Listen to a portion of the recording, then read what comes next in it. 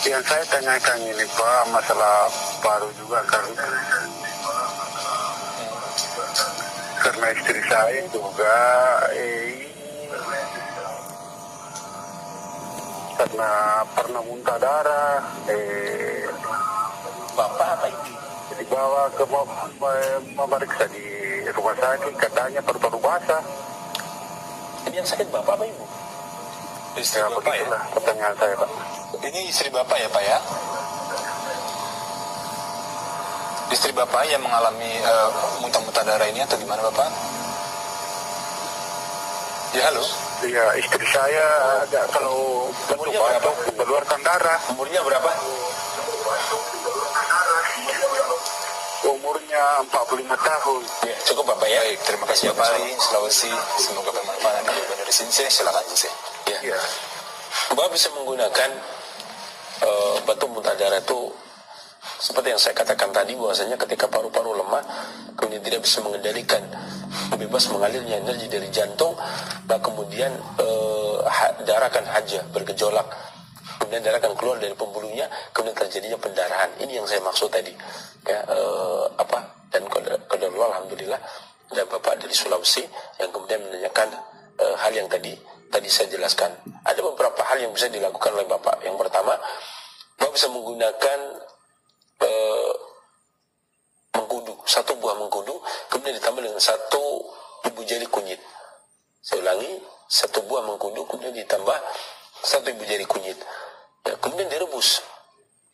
Kemudian mengkudu yang matang dengan kunyit ini kemudian direbus ya, dengan 4 gelas air sampai mendidih. Kemudian kecilkan apinya, biarkan agar tersisa menjadi 2 gelas. Biar tersisa menjadi 2 gelas. Kemudian setelah menjadi 2 gelas, kemudian diambil, disaring bagi 2. Kemudian diminum pagi dan sore. Ini boleh ditambah madu. Kalau gula aren direbus sekalian. Kalau pakai gula aren atau gula merah itu bisa direbus sekalian. Tapi kalau pakai madu maka setelah diangkat dalam keadaan hangat kemudian baru ditambah dengan madu. Ini yang pertama. Kemudian yang kedua, jaga permasalahan tidur. Jaga tidurnya. Jangan tidur terlalu malam.